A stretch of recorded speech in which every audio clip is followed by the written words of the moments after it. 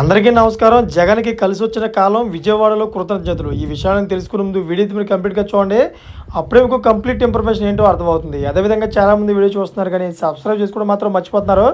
దయచేసి సబ్స్క్రైబ్ చేసుకోండి. సబ్స్క్రైబ్ చేసుకోవడం వల్ల నేను చేసే ప్రతి ఒక్క అప్డేట్ మీరు ముందుగానే పొందగలుగుతారు.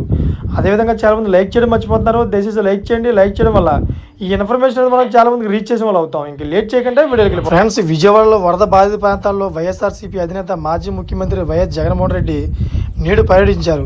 సింగర్ సహా బాధిత ప్రాంతాలను మధ్యాహ్నం 3 గంటలకు పర్యటించారు.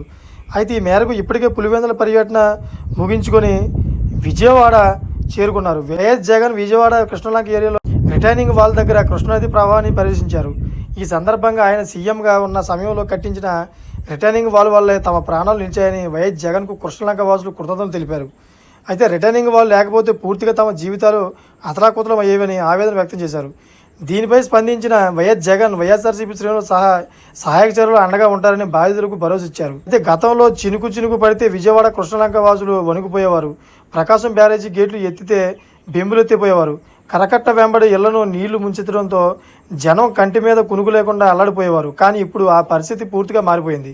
దశాబ్దాలుగా కృష్ణలంక ప్రాంత ప్రజలను తీవ్ర భయాందోళనకు గురి చేస్తున్న వరద ముంపు సమస్య శాశ్వతంగా తప్పింది.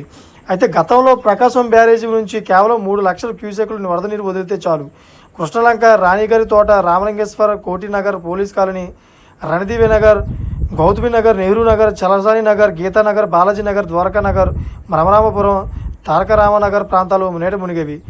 వరద మొదలవగానే ఈ ప్రాంతాల్లోని దాదాపు 80,000 మంది ప్రజలు పునరావాస కేంద్రాలకు వెళ్లాల్సి వచ్చేది. అయితే ఈ పరిస్థితులను గమనించిన గత సీఎం వైఎస్ జగన్మోహన్ రెడ్డి 12 లక్షల క్యూసెక్లు వరద వచ్చిన చుక్క నీరు ఇళ్లలోకి రాకుండా 474.51 కోట్లతో కృష్ణానది వెంబడి పద్మావతి ఘాట్ నుంచి యనమల కుదురు వరకు 3 దశల్లో 5.66 కిలోమీటర్లు పటిష్టంగా రక్షణ గోడ నిర్మించారు. ఈ ప్రాంత ప్రజలకు వరద ముప్పు నుంచి రక్షణ కల్పించడమే కాకుండా 12.3 కోట్లతో రివర్ ఫ్రంట్ పార్కును అభివృద్ధి చేశారు.